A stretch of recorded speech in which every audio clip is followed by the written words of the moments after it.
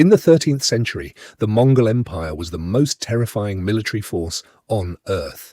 They burned Baghdad. They erased Khwarizm. They reached the gates of Vienna. The danger started early. After Genghis Khan crushed the Khwarezmian Empire in Central Asia, one of his enemies, Prince Jalal-ud-din Khalji, fled toward India. Genghis Khan himself reached the banks of the Indus River, seriously considering pushing into India.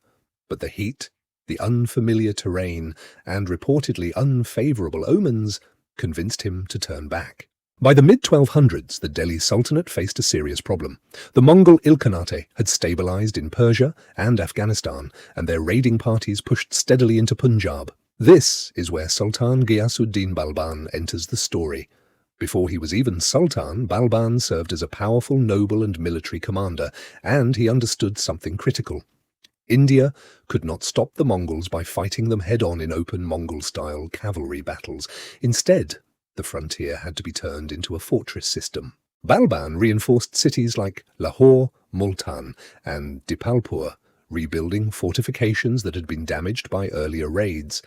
He stationed seasoned military governors along the frontier, men capable of responding quickly to incursions.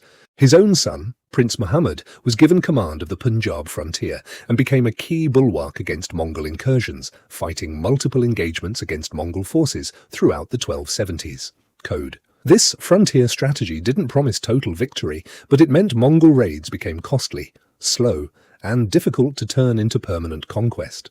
Tragically, Prince Muhammad himself was killed in 1285 during a Mongol raid, a reminder of just how real and dangerous this threat remained. After Balban's death, the threat didn't disappear. In 1290, Jalal-ud-din Khalji took the throne of Delhi, founding the Khalji dynasty. Just a few years later, in 1292, a massive Mongol force, reportedly led by a descendant of Genghis Khan's lineage himself, invaded Punjab. Rather than risk total destruction in battle, Jalal-ud-din negotiated. Thousands of Mongol soldiers, including their commander, agreed to convert to Islam, settle near Delhi, and serve the Sultanate. But the real climax of this story belongs to Alauddin Khalji, who became Sultan in 1296. Under his rule, the Mongol invasions reached a terrifying new scale, and so did Delhi's response. In 1298, a Mongol army invaded Punjab and was decisively defeated near Jaran Manjur by Alauddin's forces. But the most dangerous moment came in 1303. While Alauddin's army was occupied besieging the fortress of Chittor in Rajasthan, a massive Mongol force under the Chagatai Khanate launched a surprise assault deep into India, reaching Delhi itself. This was Delhi's most vulnerable moment. The city's main army was hundreds of miles away. Alauddin rushed back and was forced to fortify the city of Siri with whatever forces he could gather, enduring a siege that lasted roughly 2 months. The Mongols devastated the surrounding countryside, but ultimately failed to take Delhi itself, and withdrew. The siege was a wake-up call.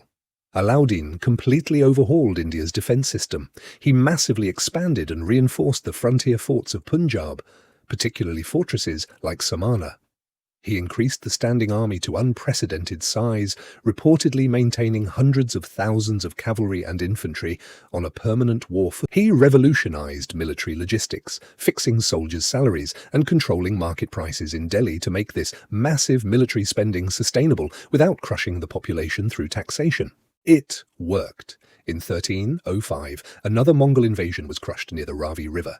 In 1306, a Mongol army was decisively defeated near the Indus by Alauddin's celebrated general, Malik Kafur. Mongol prisoners were reportedly paraded and executed in Delhi as a brutal deterrent. Delhi survived not by being unbeatable in the field, but by making conquest too expensive, too slow, and too costly for even the Mongol Empire to finish. It's one of history's most underrated defensive stands, and it shaped the future of an entire subcontinent.